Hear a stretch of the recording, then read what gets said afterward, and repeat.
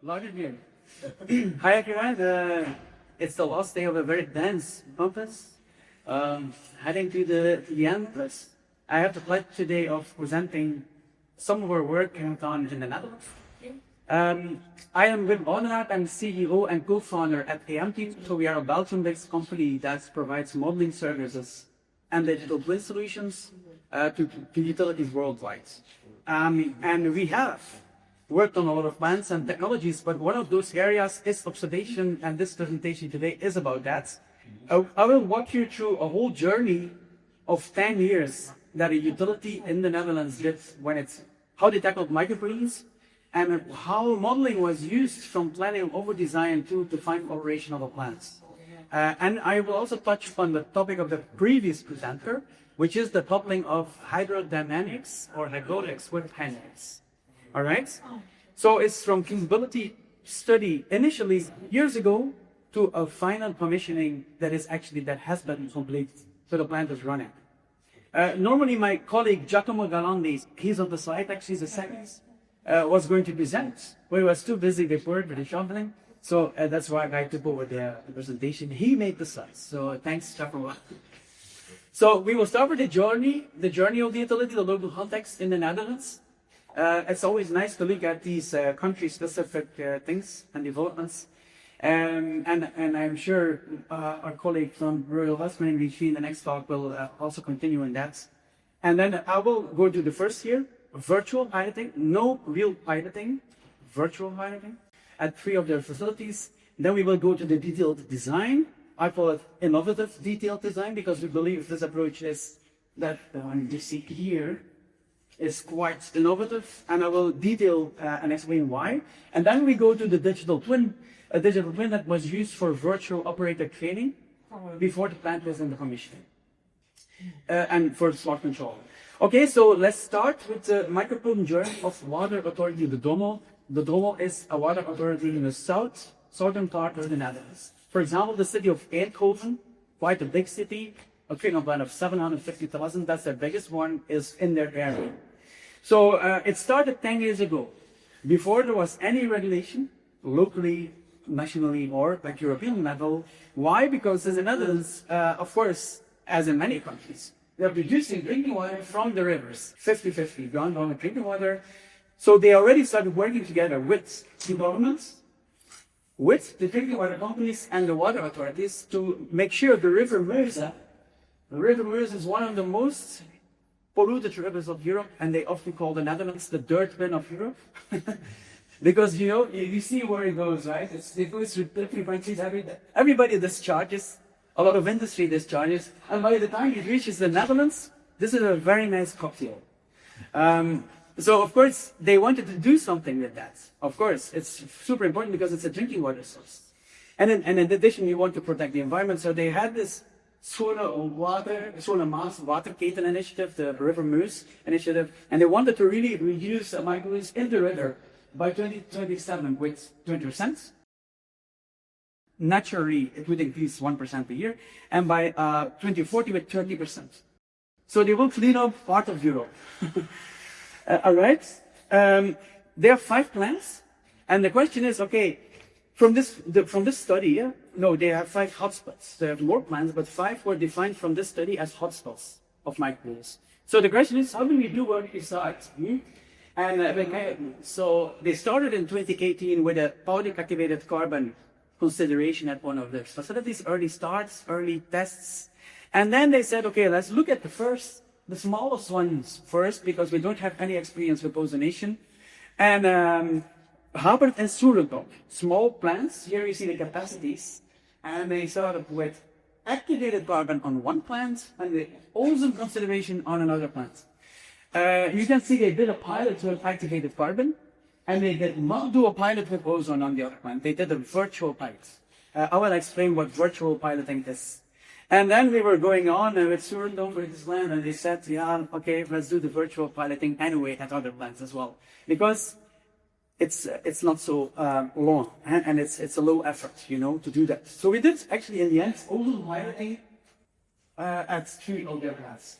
Then they decided to do 2 full-scale designs of these smallest plants, but COVID hit the costs exploded, and they postponed the construction of one of these facilities. So this means they actually decided to proceed with Haber as their first full-scale facility. And that was the one you have seen on the picture, okay? So they in the end, that was done, even though they did GAC piloting here, they went for Ozone, okay? They went for Ozone. So in the Netherlands, in parallel with this 10 years of proactive work with a couple of regional partners, in the Netherlands, of course, they also have national initiatives. For example, the acceleration program, you can see it in black dots, activated carbon pilots, flash plants, and then the red ones are ozone initiatives. This map is not 100% accurate. Not all of the plants are full scale, but in the end, that was it gives you a good overview. Now, the most important development, of course, was that in 2021, suddenly, we were in full work with them. Everybody started debating about bromates, ongoing debate, and then 1 year after the regulation implemented, 1 microgram per liter, final discharge of wastewater effluent. This is the most stringent limit in the whole world. And you can imagine if you have a few hundreds of micrograms per liter of bromide, yeah, that becomes very tricky. Huh? So it drives innovation. These things drive innovation. So the first year, okay, let's do virtual piloting at these 3 plants. And why did they do that? Okay, they have no experience with ozonation. So running a pilot of ozonation, if you don't have experience with it, or you don't have experience with taking samples, I heard it from a couple of people as well. Just the sampling for bromates, the sampling for micropollutant, it requires some experience. Huh? No, so they wanted to lower the barrier. They also needed a lot of flexibility in what-if testing, because in the Netherlands, the conditions were changing continuously. Local regulation was in development. Which components are the indicated components? First it was a list of 19, then it went to 11. First it was no bromate concern, then it went to 1.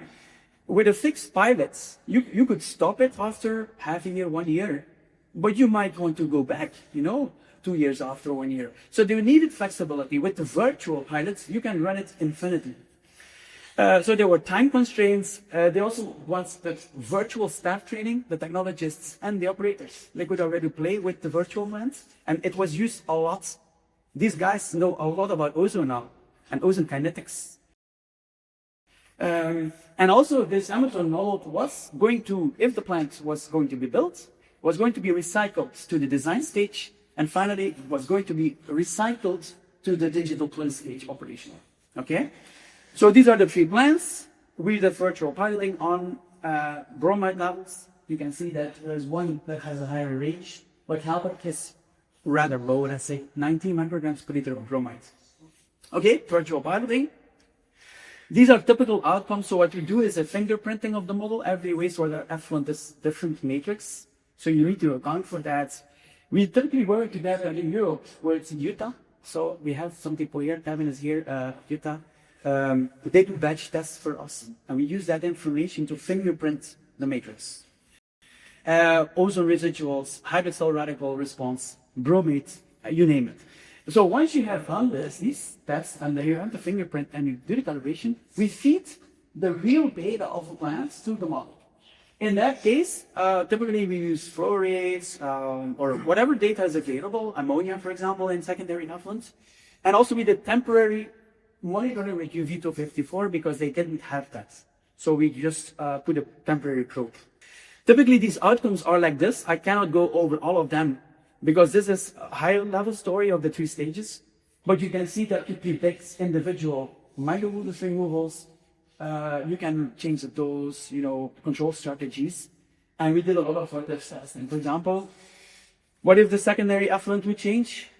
What if we change the ozone control strategy? What if we suppress the bromate formation with hydrogen peroxides and things like that?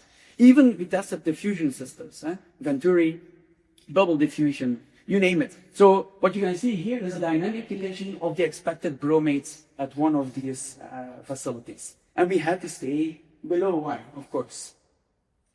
Okay, so the decision was taken, okay, let's go for ozone. It should be feasible. We are confident. So we went to the detailed design stage. We don't do that as the M team. We are not an engineering company, but we work together, of course, with engineering partners. And utility chose for a BAU team approach, a construction team approach, in which a very coarse, high-level project is defined. But then during the project, these partners figure out the details. So there's a huge amount of flexibility for innovation during the project. So these are your partners, engineering firms, construction firms, technology vendors, okay? And they involve us, the utility involve us, and we closely work together in the project. So then we went to CFD-AMOZONE. So this is the same model, but coupled with a 3D CFD model. So this means we literally now start visualizing the conversion, the kinetics in 3D. Bromate in 3D, hydroxyl radicals in 3D, micropollutants in 3D in the reactor. Then you start, of course, the detailed design. You do flow rate variations, gas introduction variations, bromate suppression strategies. And here you see a summary of some of the scenarios tested. Even the distribution of the diffusers of ozone.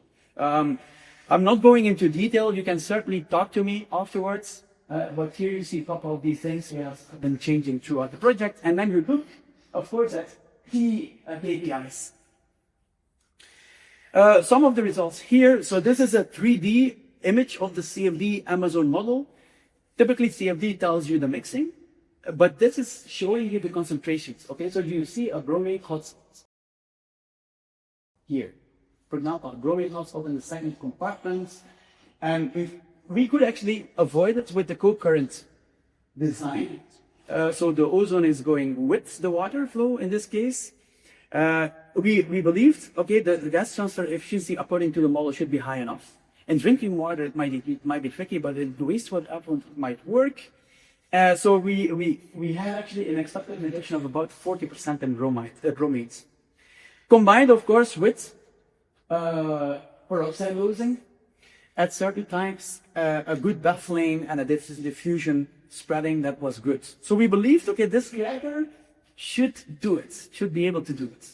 By the way, this concept, as I explained yesterday, is being implemented in the Netherlands at 3 sites in the co-current, and also at the biggest reuse project in the US.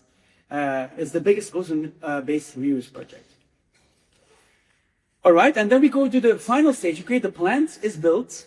Let's start operating the plant. Can we now also recycle? The model has a digital twin. That's actually a smart plant. So yes, you can. The plant is now in operation for 2 months, 1.5 months. The first data is coming in. Bromate results are coming in. But for example, this is a real-time prediction of individual micropollutants. This is, of course, impossible to have with grab sampling, but every line is the color of a removal of another micropollutant. We have 200 in the model. I will not draw all of them, but it's quite a bit. Quite a bit. You can see also that when they were testing the operation, they were switching it off here, they're switching it on. So that's the real-time micropollutants patterns in February. And we could actually validate it based on early data. This is the data of the individual micropollutants removal, and this is the prediction by the model. By the way, the model was not recalibrated. Huh? So this is the same model as the model was used in the virtual piloting. So we did not touch it. We can certainly improve it further, but we did not do it. Gas transfer exchange is very good, above 80 to 98%. It looks very good. And bromate is coming in. The first results were below detection limits. But with the model, we already could predict, based on the plant dynamics, the bromate level. It's a prediction. Huh? We have very limited data right now.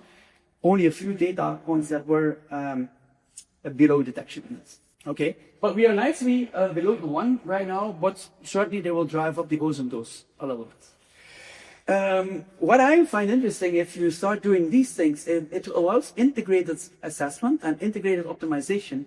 I will give one example. This is the secondary effluent ammonia, and this is the predicted bromates from the ozonation. When you look at it, as ammonia goes up, and we saw it yesterday in the Barcelona presentation of Marta, right? The impact of ammonia dynamics. Well, when it goes up, it's of course beneficiary for bromates. It goes down, and of course, when ammonia in this plant goes very low, you have really an increase in bromates. So these things are becoming very important because you can think of, okay, how can we help with the biology? For example, nitrite is another example. So conclusions and perspectives. In the planning stage, they saved around 90% costs. They could do a rapid assessment at multiple of their sites. and also a lot of time was saved in the second stage. They were under time restriction because they would have missed a subsidy. So they really needed to decide fast. In the design stage, we expect a 40% reduction in bromate by design. And in the operational stage, the operators were already trained with the model before the plant was being built. And of course, they have made a plan dashboards of bromate and individual micropollutants. Where are we going? We are now expanding the model with BGSE, GAC, and we are including PFAS. We heard it yesterday as well. So these things are now in full action in our team. And we will also extend the digital twin to the full plant. This means the whole biology as well, the primary and the secondary treatments. And with additionally of that, the sewer network. But that's for the future. And maybe in the future, the world and the city. Yeah, thanks for listening.